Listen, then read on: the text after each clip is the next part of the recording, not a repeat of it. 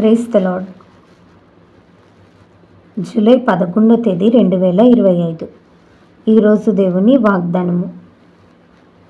నీవు నీ భూమిలో విత్తుటకు నీ గింజలకు కావలసిన వాన ఆయన కురిపించును.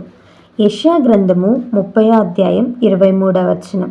ఈ వాక్యం ద్వారా మనం తెలుసుకోవాల్సిన విషయం ఏంటంటే, దేవునికి లోబడుతూ ఆయన చిత్తాన్ని జరిగిస్తూ ఆయన మీద ఆధారపడే వారి జీవితంలో దేవుడు చేసే కార్యాలు ఏంటో ఈ అధ్యాయంలో మనం చాలా స్పష్టంగా చూస్తాం.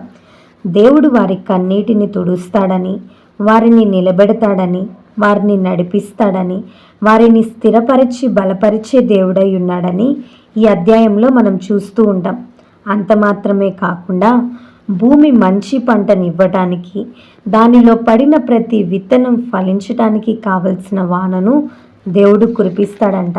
దాని అర్థం ఏంటంటే, వారు చేసే ప్రతి పనిలో దేవుడు తన సహకారం అందిస్తాడని. మనిషి ఎంత కష్టపడినా దేవుని సహాయం లేకపోతే ఆ కష్టం అంతా వృధా అయిపోతుంది. ఈ లోకంలో ఒక రైతు విత్తనాలను విత్తగలడు, కానీ వానను కురిపించలేడు కదా.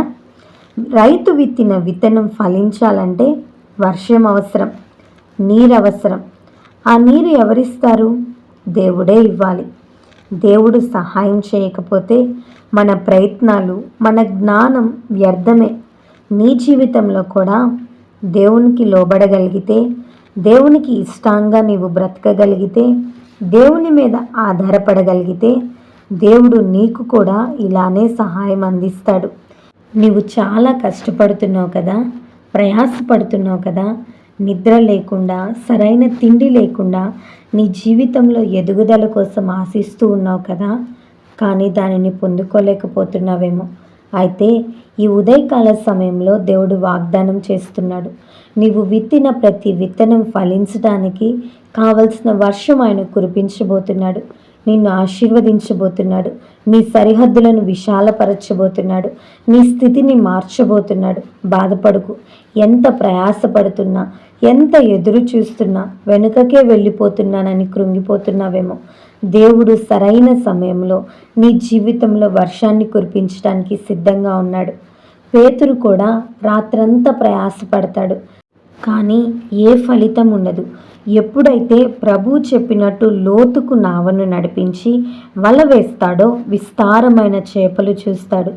ఎంత విస్తారం అంటే వలలు పిగిలిపోయేంత విస్తారమైన చేపలను చూస్తాడు. నిన్ను నీవు ఆయనకు అప్పగించుకో. ఆయనకు అప్పగించుకున్న వారు ఎవ్వరూ కూడా సిగ్గుపడినట్లు మనం ఎక్కడా చూడం. కాబట్టి మనల్ని ఆయన చేతులకు అప్పగించుకుందాం. ఆయన దీవెనలు, ఆశీర్వాదాలు పొందుకుందాం. ఈ వాగ్దానం దేవుడు మనందరి జీవితంలో నెరవేర్చునుగాక. ఆమేన్. ఈ వీడియో మీకు దీవెనకరంగా, ఆశీర్వాదకరంగా అనిపించినట్లయితే లైక్ చేయండి, షేర్ చేయండి, కామెంట్ చేయండి, సబ్స్క్రైబ్ చేసుకోండి. మీ ప్రార్థన అవసరతలను మాకు కామెంట్ రూపంలో తెలపండి. మీ కొరకు తప్పక ప్రార్థిస్తాం. God bless you.